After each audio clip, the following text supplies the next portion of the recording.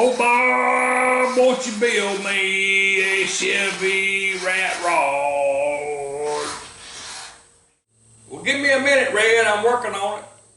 I'm digging it, Bob. Yeah, I decided, I got to looking at the last video, them lights, I didn't like them, they're too high. So I lowered the headlights down, brought them in a little bit closer together. That's the way they're gonna be, right? I like it like that, better than being high, so that's where they're gonna stay. I got some round 3/8 stock, threaded the ends and made my brackets for the mount the top of the radiator, steady the top of the radiator. I ain't got a lot done. It's been hot and I've been busy other things, but anyway, got started on the floor. I decided to start at the back, might work my way out. It's gonna be all right.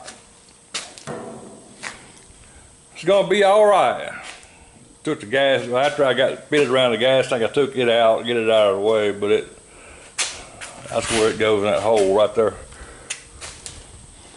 So now I gotta continue working my way forward, get the transmission tunnel done, and firewall and all that good stuff. So yeah, we got a lot of work to do. But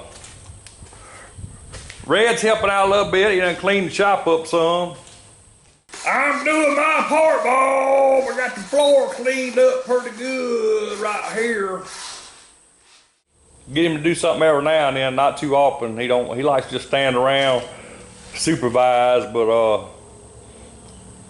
every now and then he'll grab the broom, sweep the floor a little bit. When he gets to where he can't roll around very good, he'll stop, clean it up. Yep. Ooh, Red. All right, yeah, you just got to stay tuned, see what happens with these 59 caddy taillight lenses. You got to stay tuned for that, see what happens there. Okay, anyway, I wanted to just show you guys I'm still kicking down here in southern Mississippi. Still moving right along, just moving along a little slow this time of year, hot and muggy down here in the south.